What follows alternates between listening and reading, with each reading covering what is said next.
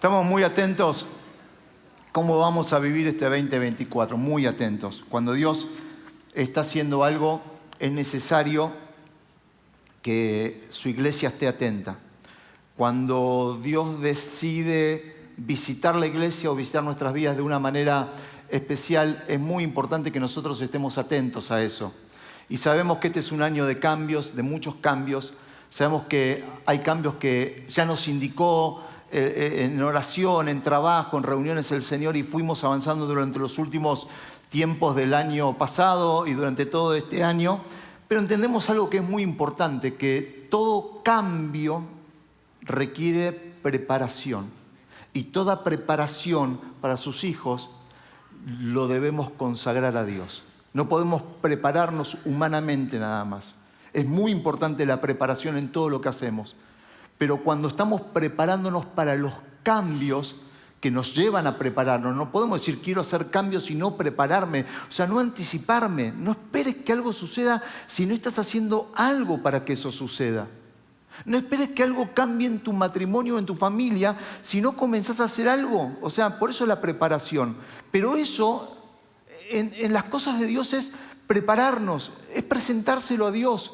Por eso estamos tan inquietos por estos días que vamos a empezar a vivir a partir del próximo domingo por 8 días seguidos. A quienes no saben todavía, son 8 días. El domingo en las 2 reuniones y a partir del lunes, martes, miércoles, jueves, viernes, sábado a las 20 horas nos encontramos en la iglesia y luego cerramos en el domingo siguiente con 2 reuniones también. Vamos a comenzar con el domingo que viene con un domingo de visión. Ya después te voy a contar, pero... Y todo lo que quiero detallar leyendo la Biblia, entendiendo, aprendiendo de Dios. Pero 8 días es perseguir un corazón transformado. ¿Por qué 8 días de oración? Queremos un corazón transformado. Y necesitamos un espíritu conquistador.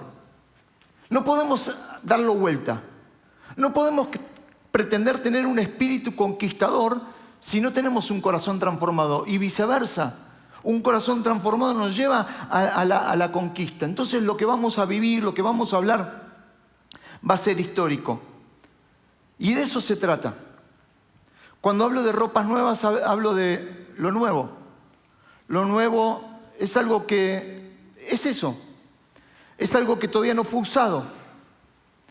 Es algo que está preparado, que todavía nunca, antes quizás de la misma manera lo usaste. Es parecido, es una experiencia que puede asemejarse a otra del pasado, pero lo nuevo no se usó. Y en Dios, los creyentes, los que hace 5 o 10 o 30 años lo conocemos, entendemos que teniendo lo más importante en nuestro corazón, Dios habla de que siempre habrá algo nuevo para nosotros.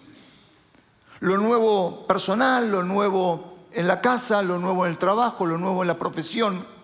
Algo que no fue usado y que si nosotros lo indagamos, lo buscamos, lo queremos, lo anhelamos y lo consagramos a Él, lo vamos a encontrar. Todos conocen la historia del pueblo de Israel, o la gran mayoría.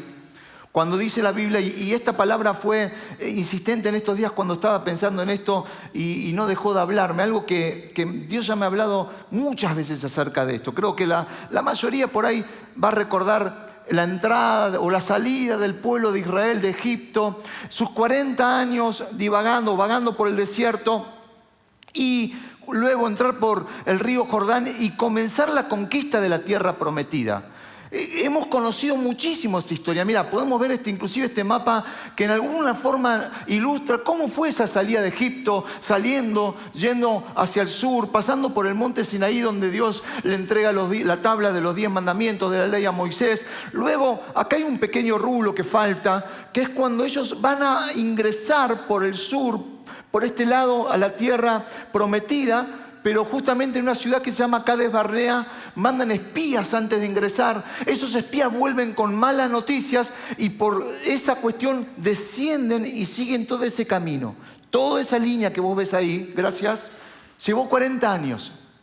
En un viaje que en teoría debía tardar días. No fueron 40 años por lo lejos, sino por la causa de la desobediencia habiendo escuchado. Todos conocemos la historia.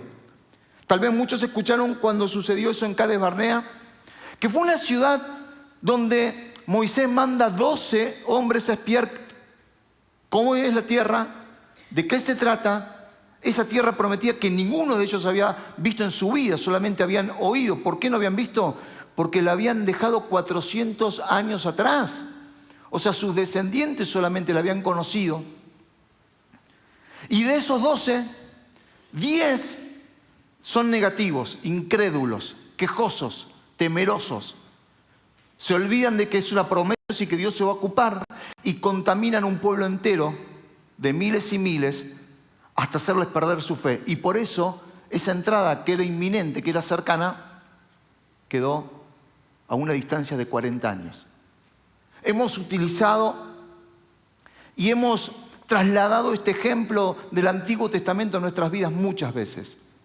Que nuestra tierra prometida no es un sitio físico necesariamente, sino que tiene que ver con el propósito, el anhelo, el fin, lo que Dios quiere siempre para nuestras vidas. Y que nosotros en la vida podemos estar dando vueltas buscándolo, y a veces podemos demorar en encontrarnos a nosotros mismos, en encontrarnos en Dios y en descubrir paso a paso lo que Dios quiere. Pero hay una parte de la historia que pasa muchísimas veces desapercibida. Tal vez hasta ahora para muchos esta historia es conocida. Y es la última etapa. Están cercanos a empezar a ingresar. Dios ya dio indicaciones. Moisés todavía está vivo. Josué está preparando, ya está listo, todavía no está liderando. Y hay una conversación con las tribus de Israel, estaba dividido en las 12 tribus, donde 2 tribus y media, Rubén, Gad y media tribu de Manasés, van a hablar con Moisés y le van a decir: nosotros no queremos cruzar. Cruzar era el río Jordán. Nosotros no queremos la tierra prometida. Moisés se pone o se enoja mucho y empieza a recordar lo que había sucedido casi 40 años atrás, cuando también por culpa o por causa de estos 10 incrédulos que te conté hace unos minutos, les había pasado. Dice Moisés: no vaya a que suceda lo mismo. Nos costó 40 años, nos costó una vida entera para muchos. Muchos murieron en el desierto y no van a entrar, ni siquiera yo, a causa de eso que sucedió. Y ahora ustedes vienen con que se prefieren quedarse del otro lado porque consideran que sus pasturas, que el clima, que la familia instalada, y van a hacer lo mismo. Y le agarró un temor a Moisés de que otra vez podía suceder que todo el pueblo que iba a ingresar quede fuera de la tierra prometida o directamente no ingrese. Y dice Números 32. Moisés contestó, el versículo 20, si están dispuestos a hacerlo así, delante del Señor, aclaro, agrego algo más para que podamos entender el contexto de lo que vamos a leer. En esa conversación, los líderes le dicen a Moisés: vamos a hacer una cosa, Moisés, negociemos esto. Nosotros los hombres vamos, te vamos a ayudar, pero nosotros nos vamos a quedar del otro lado cuando termine la guerra, volvemos. Dejamos las mujeres, dejamos los niños, los instalamos, vamos con ustedes, peleamos contra todos esos gigantes, contra todos esos lugares que tenemos que batallar, termina la conquista de la tierra prometida y nosotros nos quedamos del otro lado. ¿Te parece bien, Moisés? Y acá viene lo que digo que a veces pasa muy desapercibido. Moisés le dice: si ustedes cumplen su promesa, tienen mi bendición. Y acá a mí me impacta muchísimo eso, porque este ha sido uno de los motores que me ha impulsado siempre a buscar la diferencia en mi vida. Y presten mucha atención. Una cosa es estar con bendición y con la aprobación del líder, en este caso Moisés. Otra cosa es tener la tierra prometida. No es lo mismo. Y ahora sí leemos este texto. Moisés contestó: si están dispuestos a hacerlo así, delante del Señor tomen las armas y marchen al combate. Crucen con sus armas al Jordán y con la ayuda del Señor luchen hasta que Él haya quitado del camino a sus enemigos. Cuando a su paso el Señor haya sometido la tierra, todo lo que recién te conté, entonces podrán ustedes regresar a casa, pues habrán cumplido con su deber hacia el Señor y hacia Israel. Y con la aprobación del Señor, esta tierra será de ustedes. Tienen la aprobación, tienen la bendición, pero automáticamente el pueblo se va a dividir en dos en la historia. Los que cruzan y los que nunca cruzaron. Los que al fin, conociendo la historia después, llegaron a la tierra prometida, la prometida, lo que Dios quería para ellos y lo que nunca o lo que no quería Dios, pero que bajo la aprobación de Moisés y la aprobación del Señor por Moisés van a tener. Uno dice, bueno, ¿y cuál es el problema? Que cuando vemos el transcurrir de la historia, los que quedan del otro lado, que son aprobados, empiezan a caer en lo que es el espíritu o el secularismo. ¿Por qué? Porque se alejan de la comunión. Quedan lejos del pueblo de Israel.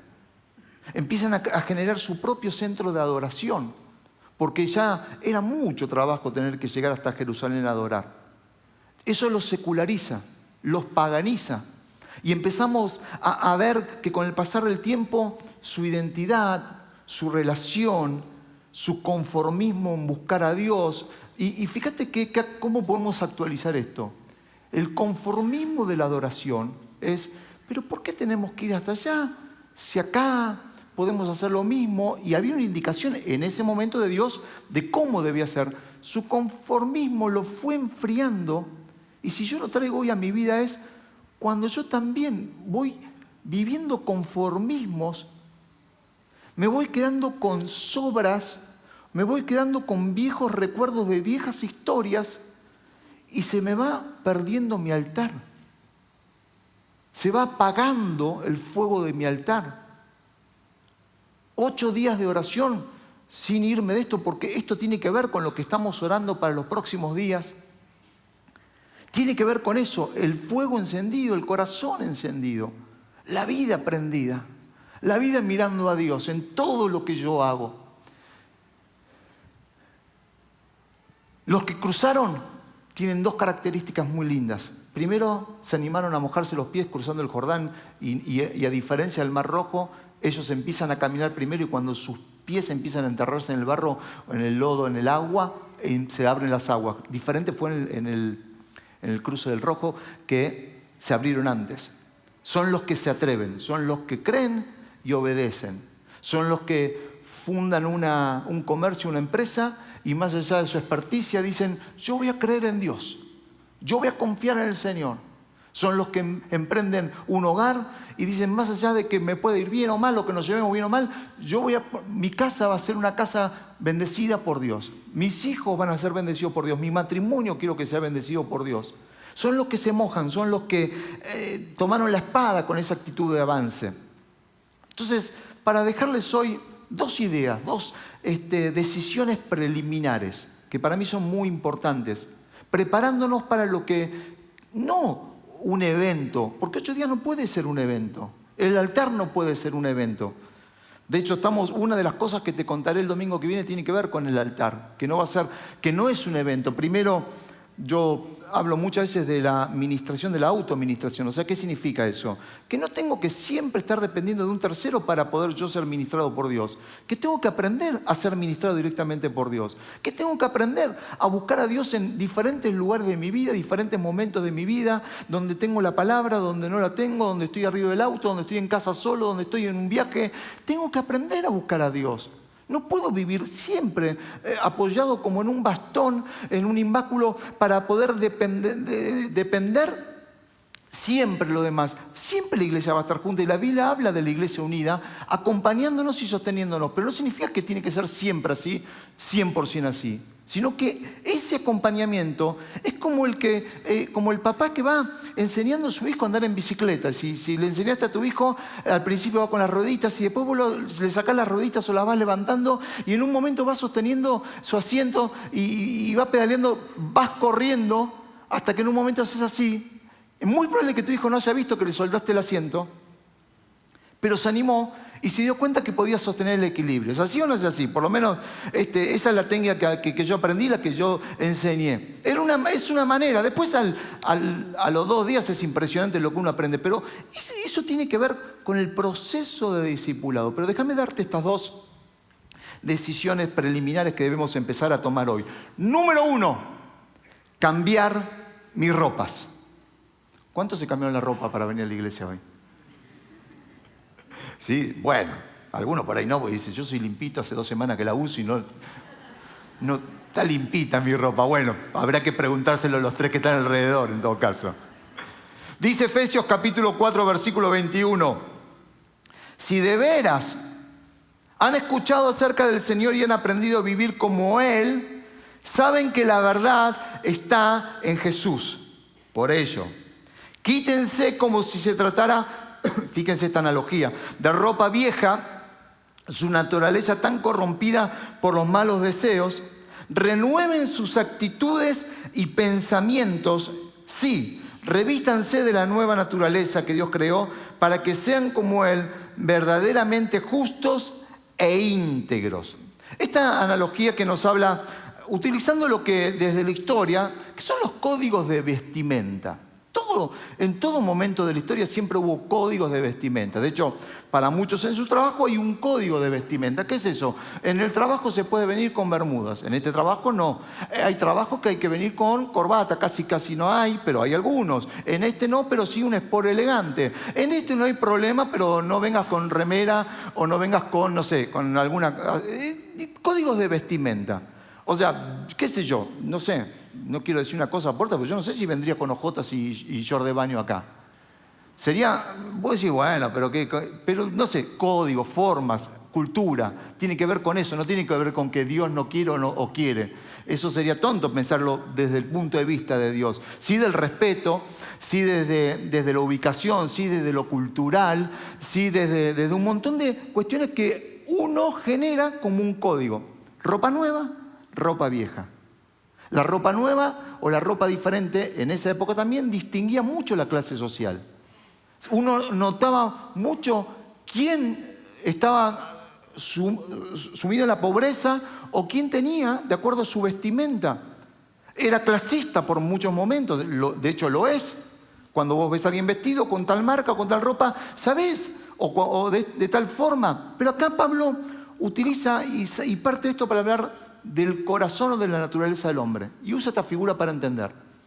Seguramente que vos tenés alguna remera, alguna camisa, algún pantalón, ya que no estás usando más, ¿por qué? O porque se está rompiendo, o porque está muy desgastado, porque está muy flojo. Y decís, no me quiero poner eso si tengo un cumpleaños, una fiesta, una cena familiar, venir a la reunión. Me quiero poner algo más lindo, que me guste, uno se siente más cómodo. Y Pablo dice, sáquense esa ropa vieja y pónganse la ropa nueva. O sea, el concepto directo es despójense de su vieja naturaleza. Hay una vieja naturaleza y una nueva naturaleza. El hombre sin Jesús y el hombre con Jesús. La cultura de Jesús y la cultura sin Jesús. Y lo que está ejemplificando es ropa nueva, es nueva naturaleza. Es transformación. ¿Cómo lo ejemplificamos? Ropa nueva son nuevos hábitos. Ropa nueva son nuevas costumbres. Ropa nueva es cuando yo todo lo que voy decidiendo, Cristo está involucrado en mis decisiones. Ropa nueva no es igual a usar métodos que los que no conocemos a Dios usan. Nos diferencia. ¿Por qué? Porque me vestí de una nueva naturaleza. Ropa nueva es quitar tristeza del corazón. ¿Por qué? Porque lo que antes no sé cómo lo hubiese logrado, hoy está Jesús, está la iglesia, está el Espíritu Santo obrando en mi vida y acelera procesos, redime, restaura, da paz. ¿Saben qué? Y esto te lo doy como una sugerencia. En los momentos más difíciles, cuando necesites el milagro y vas a orar por un milagro, ya sea cualquiera, antes de orar por ese milagro, siempre ora por paz. Antes de que venga el milagro, llénate de paz.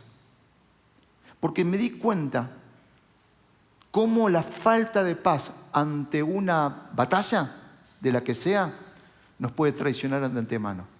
Y cómo la paz de Dios ante el peor problema nos puede parar de una manera que pase lo que pase, Dios responda como yo quiero o no, o suceda como sucede y en los tiempos yo los pueda enfrentar en victoria y de pie mirando al Señor. Orá por eso. Lo primero que tenés que decirle, Señor, llená mi corazón, que nada perturbe mi mente, que nada perturbe mi corazón. Después batallás, después resolvés, después pensás, después hacés, pero primero pedirle a Dios eso. Mirá, yo quiero que, 2 minutitos, quiero que veas este ejemplo. Un ejemplo de testimonios cotidianos y profundos a la vez. Testimonios de cambios de ropas, de nuevas naturalezas. Y te digo, esto fue grabado el domingo pasado a la noche, así rápido, sin prepararlo, porque tiene que ver con eso, con aquellos que se van vistiendo de ropas nuevas. Mirémoslo juntos. Restauró a toda mi familia y la sacó de las adicciones. Y me salvó la vida. Empecé a venir a la iglesia, me pasaron muchas cosas. Tuve un tumor cerebral, estoy hace poco operado, 2 semanas. En el medio de la operación tuve a mi nena que me pasó todo junto y siempre confiando en Dios que todo iba a estar bien. Me dio una identidad nueva y que su identidad nueva es que soy hija, que soy amada, que puedo disfrutar de él. La restauración de mi familia. Éramos una familia rota, con un matrimonio divorciado y con hijos tristes. Y el Señor fue restaurándonos a uno por uno y nos volvió a reunir como familia. Fue lo mejor que me pasó en la vida porque le dio sentido, le dio orden y la verdad que aprendí a ser feliz y a disfrutar la vida. Es un Dios de sanación y de recuperación emocional. Hubieron muchos momentos en la vida de mi familia, más que mía, que estuvieron enfermos. Yo siempre acudí a Él y gracias a Él, básicamente, están todos bien hoy en día y están todos acá en la iglesia. Y de recuperación personal porque hubo una época mía, hace poco, antes de venir acá, que yo estaba medio como perturbado, tenía cosas malas. Y este año exactamente entregué todo a Él. Quise cambiar y la verdad estoy sintiendo un cambio muy grande y siento que Él me está acompañando en todo lo que viene. Fue impresionante la provisión de Dios. Cambió mi vida, la de mi familia, la de ella, no, es algo que es inexplicable, hay que venir. Tenés que venir y vivirlo porque me transformó la vida, me la está transformando de a poco. Fue mi luz en medio de la oscuridad, fue mi mejor amigo en tiempos difíciles, fue mi inspiración, mi esperanza, me dio vida para nada. Seguí adelante y fue aquella persona en donde también por medio de varias personas los utilizó para que yo siguiera este gran camino y formara parte de esta gran familia que es la familia de la fe. Así que le agradezco todo. Qué bueno, qué lindo.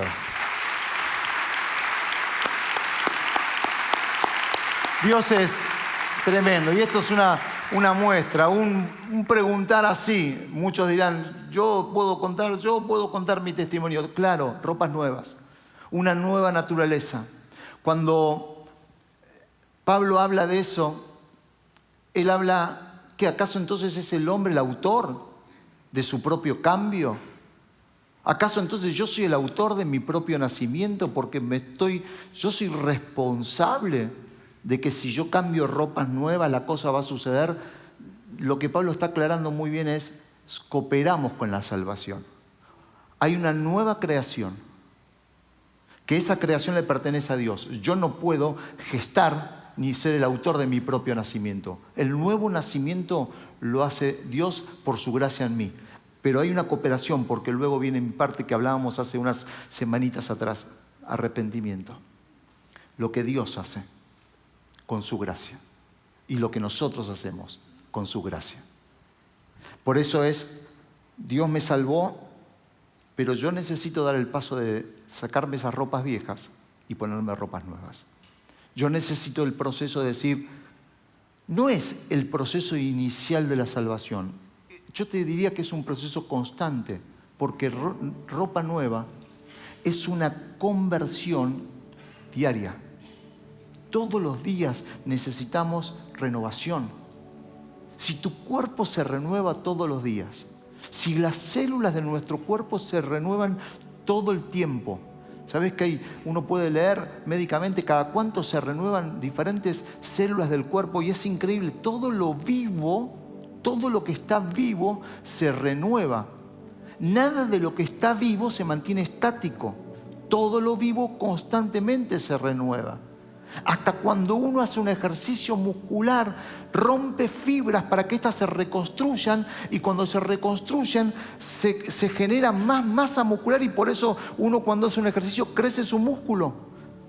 Porque lo que hizo primero fue romper para que luego el cuerpo sane, y al sanar creció. Es increíble. Pasa eso hasta con un desgarro. ¿Cómo se sana? Rompiendo microfibras para que luego...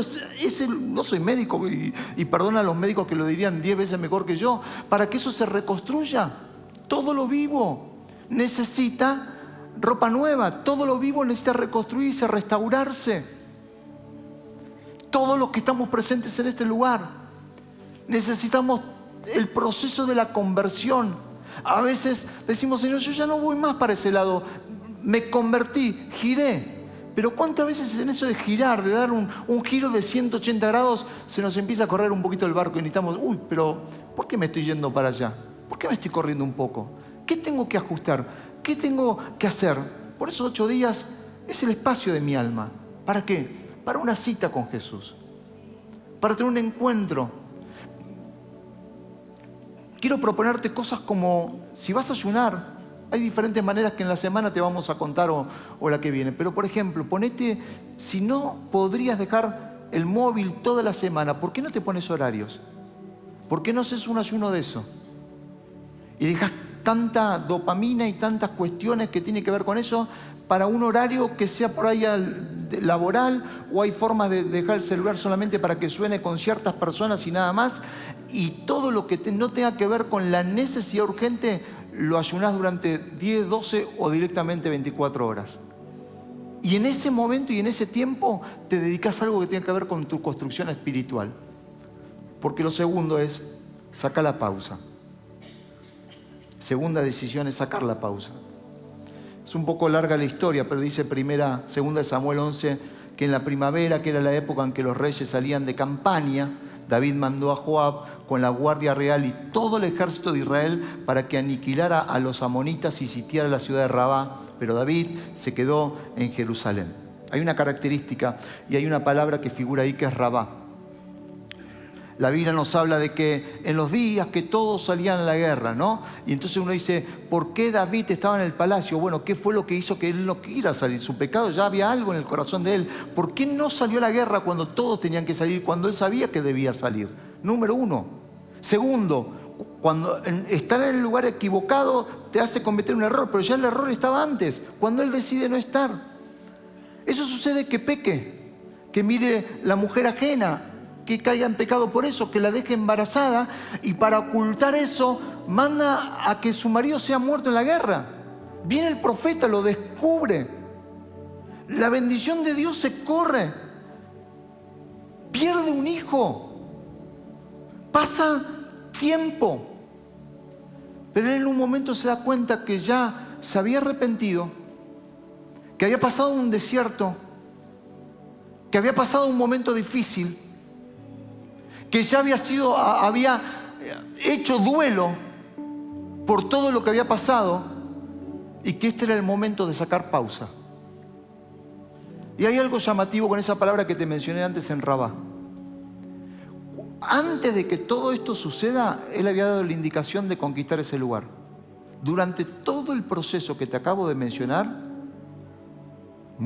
pero muchos meses, todas las conquistas por hacer estuvieron pausadas. La tierra de Rabá todavía no había sido conquistada, seguía sitiada. Cuando él toma la decisión, dice el versículo, en 2 Samuel, el versículo 27, 12-27, entonces envió Joab mensajeros a David diciendo, yo he puesto sitio a Rabá y he tomado la ciudad de las aguas. Reúne pues ahora el pueblo que queda y acampa contra la ciudad y tómala, no sea que tome yo la ciudad y sea llamada en mi nombre. Y juntando David a todo el pueblo, fue contra Rabá y combatió contra ella y la tomó. Corazón cerrada, ciudad cerrada. Corazón cerrado, ciudad cerrada. ¿Quién determinó cuánto iba a durar eso, aparte de Dios? El corazón de David. Hay momentos que yo tengo que determinar cuándo hay procesos internos que deben finalizarse. David guardó luto, hizo duelo, tuvo que pasar por todo el proceso del mal que había hecho, pidió restauración, pero hubo un momento donde él tenía que decidir mirar a Dios y seguir confiando en las promesas que habían quedado pausadas antes de todo. Pausa. Espera. 2 meses, 2 años, 20 años.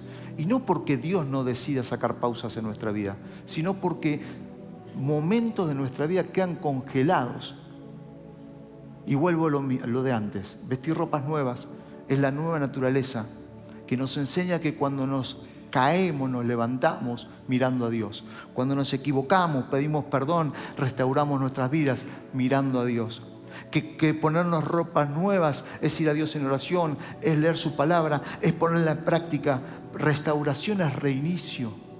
Es decir, voy a reiniciar, ¿qué? Una promesa que fue detenida. O algunos se cree que algunos tienen promesa y otros no tienen ninguna promesa. Es muy probable que yo pregunto a algunos, sí, yo tengo esta promesa de parte de Dios, un día Dios habló, sí, yo cumplí esto y Dios bendijo mi vida de esta u otra manera. Amén de que todos seamos salvos. Amén de que el propósito más grande que tiene el Señor es que todos los que estamos en este lugar terminemos nuestros días mirando a Cristo y llenándonos en nuestro corazón. Pero hay pausa. Y yo quiero que hoy comencemos, digamos preliminarmente, a orar para que Dios restaure nuestras vidas, para quitar esa pausa. Ponete de pie, por favor.